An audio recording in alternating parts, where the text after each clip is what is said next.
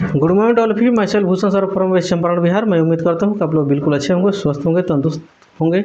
मैं आप लोगों के बीच आज मेडिवल हिस्ट्री के पार्ट 41 लेकर आया हूँ। इसके पहले पार्ट 1 से लेकर 40 तक ऑलरेडी मैं डाल चुका हूँ, जो कि ये मेरे फेसबुक सेम आईडी पर फेसबुक और यूट्यूब दोनों पर पड़ा हुआ है, आप उसे जाकर देख सकते हैं। उसके अतिरिक्त बहुत से सारे modern history, physics, chemistry, biology और मैथ का भी वीडियो पड़ा हुआ है, आप उसे जाकर देखकर उसका लाभ उठा सकते हैं। आज ज़्यादा से ज़्यादा अपने दोस्तों रिश्तेदारों के बीच में इसे शेयर कर सकते हैं और मेरे प्रत्येक वीडियो को लाइक दे सकते हैं, क्योंकि यह जो भी हमारे चैनल पर वीडियो पड़ा हुआ है भारत के हर एक प्रतियोगी परीक्षाओं के साथ साथ हर एक बोर्ड के परीक्षा के दृष्टिकोण से मोस्ट इम्पोर्टेंट है। बहुत मेहनत से इस कंटेंट को तैयार किया गया है, आप उसे जाकर बहुत सहूलियत से, बहुत आसानी से आप उसका लाभ उठा सकते हैं। इसमें किसी प्रकार के परचेजिंग की व्यवस्था यहाँ पर नहीं है, फ्री ऑफ कॉस्ट यहाँ पर सेवा किया जा रहा है। आप उसे जाकर लाभ उठा सकते हैं और अपने परीक्षा में अच्छा से अच्छा कर सकते हैं। और साथ ही साथ आज का जो भी पार्ट है बहुत इम्पोर्टेंट होने वाला है, आप मेरे वीडियो में शुरू से अंत तक बने रहिएगा। आज का जो है पहला टॉपिक हम लोग का है मोहम्मद शाह। मोहम्मद शाह को रंगीला बादशाह कहा जाता था। रंगीला बादशाह इसलिए इसको कहा जाता था क्योंकि इसे अपने राजकाज के कामों से ज़्यादा कहीं रुचि इसको नाच गान में पसंद था। नाच देखने में, ऑर्केस्ट्रा देखने में से ज़्यादा मज़ा आता था। ठीक है, इसीलिए इनको क्या कहा जाता था, रंगीला बादशाह कहा जाता था। इसका जो मूल नाम था रोशन अख्तर। क्या नाम था? रोशन अख्तर। इसके समय मुगल साम्राज्य का भी बिखराव अत्यधिक हो गया। अब इसलिए हो गया क्योंकि राज्य पर ध्यान देने के जगह पर जो बादशाह अगर नाच गाना ऑर्केस्ट्रा पर ध्यान देगा तो बिखराव तो होना ही निश्चित है।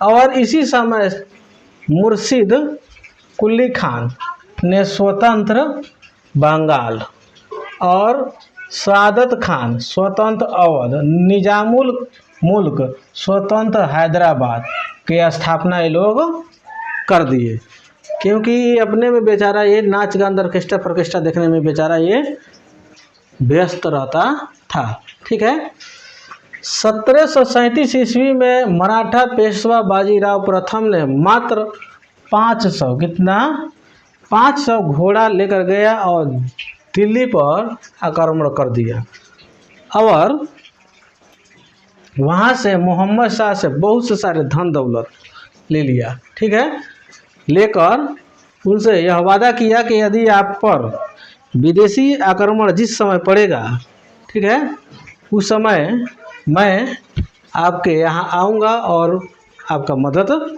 करूँगा। लेकिन ऐसे कोई काम किया हुआ नहीं। जब विदेशी आक्रमण पड़ा तो आया ही नहीं। इसको तो धन से मतलब था, धन लिया, लूट लिया, वो चल दिया। ठीक है, समझ में आया नो।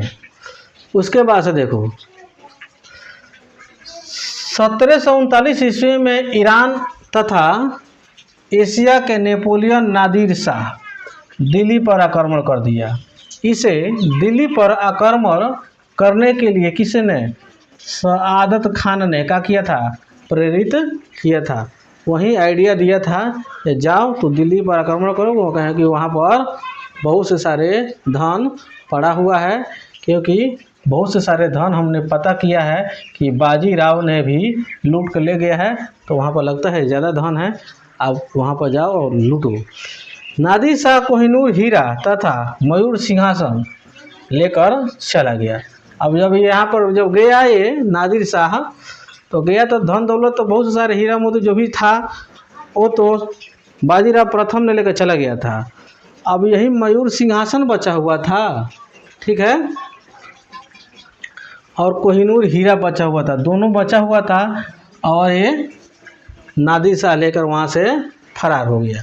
ठीक है, इस प्रकार जो है ये मुग़ल साम्राज्य का अंतिम शासक था मोहम्मद शाह, जो कि वो क्या उस सिंहासन मयूर सिंहासन पर बैठने वाला अंतिम शासक था, जो कि जिस पर बैठा उसके बाद से मयूर सिंहासन के बाजार ख़त्म हो गया। ठीक है।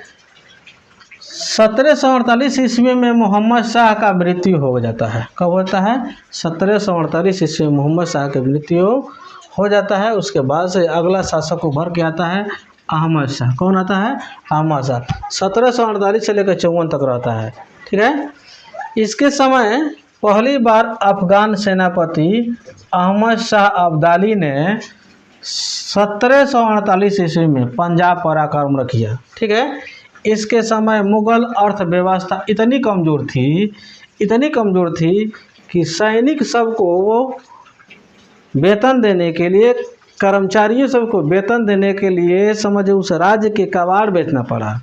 ठीक है। कबाड़ बेच कर क्या किया, सब किसी को वेतन देता था। ठीक है। इतना इसका स्थिति खराब हो गया था। इसी के सैनिक इसको क्या कर दिया, सब कैदी बना करके जेल में डाल दिए सब। जाओ इसी में पड़े रहो, तुम किसी काम के नहीं हो। समझ में आए नो। अगला है आलमगीर द्वितीय। कौन आते हैं? आलमगीर द्वितीय। 1754 से लेकर 59 तक के रहते हैं। इसके समय क्या हुआ था? इसी समय इसी के समय 1757 के प्लासी युद्ध हुआ था। किसी समय? इसी के समय 1757 के प्लासी युद्ध हुआ था। इस समय में क्लाइव ने सिराजुद्दौला को क्या किया था?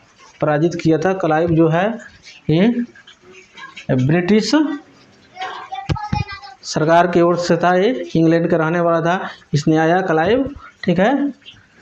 और सिराजुद्दौला को क्या कर दिया? पराजित कर दिया। इस युद्ध के बाद अंग्रेजों को भारत में शासन करने के लिए क्या हो गया? अच्छा अवसर प्राप्त हो जाता है। ठीक है। अगला हम लोग शासक निकल के आता है शाह आलम द्वितीय। कौन आता है? शाह आलम द्वितीय, जो कि 1759 से लेकर 1817 तक रहता है। उत्तर मुगल काल में इनका कार्यकाल सबसे लंबा था। अगर उत्तर मुगल काल में किसी का अगर कार्यकाल सबसे लंबा था तो शाह आलम द्वितीय के था। ठीक है। अब अगला देखिए। इसके समय 1761 ईस्वी में पानीपत के तृतीय युद्ध हुआ। इस युद्ध में अफगान सेनापति अहमद शाह अब्दाली ने मराठों को के पूरी तरह से क्या कर दिया? पराजित कर दिया। इसी के समय 1764 ईस्वी में बक्सर का युद्ध हुआ। इस युद्ध में अंग्रेजी सेनापति के नेतृत्व कौन कर रहा था? हेक्टर मुनरो कर रहा था। कौन कर रहा था? हेक्टर मुनरो कर रहा था। ठीक। हेक्टर मुनरो ने शाह आलम द्वितीय के नेतृत्व में बनी त्रिगुट सेनापति को क्या कर दिया? पराजित कर दिया। ठीक है। इलाहाबाद के संधि के तहत शाह आलम द्वितीय ने अंग्रेजों को बिहार, उड़ीसा, बंगाल की क्या कर दिया? दीवानी यानी राजस्व कर सौंप दिया। जाइए आप लोग इसको ले लीजिए। ठीक है। इसी प्रकार बंगाल के क्षेत्र में द्विवेद शासन का हो गया? प्रारंभ हो गया। उसके बाद से क्या होता है? इस संधि के तहत शाह आलम द्वितीय को क्या कर दिया जाता है? पेंशनधारी बना दिया जाता है। क्या कहा जाता है? पेंशनधारी बना दिया जाता है। जी आपको अब राजपाट चलाने की ज़रूरत नहीं है, आप इतना पेंशन लीजिए, अब जाइए जहाँ पर कहिएगा वहाँ पर हम लोग आपको व्यवस्था कर देंगे। समय समय से आपके यहाँ पेंशन पहुँचते रहेगा। हम लोग आपका संरक्षण देते रहेंगे। आप झूठे इस चक्कर में पड़े हुए हैं। राजपाट छोड़िए, हम लोग इसको संभालेंगे। बहुत मुश्किल काम है। अंग्रेज सब भूलिया फुसला के इनको क्या कर दिया? हटा दिया सब। ठीक है। उसके बाद से आने वाले समय में क्या कर दिया होगा? सब उनका पेंशन भी बंद कर दिया होगा, क्योंकि ये सबका पॉलिसी ही था। मान लीजिए कि इनको भेज दिया कुछ साल तक, हो सकता है 2 साल 4 साल दिया, 5 साल दिया, पेंशन दिया। उसके बाद से पेंशन धीरे से बंद कर देगा। अब पेंशन बंद कर देगा तो ये तो आने की इधर प्रयास करेंगे, ये चलते अपने राज्य में आएंगे। तब तक कि 5 साल में जितने भी राज्य के जो भी कार्यकलाप है वो अपने हैंडल कर लिया है सब।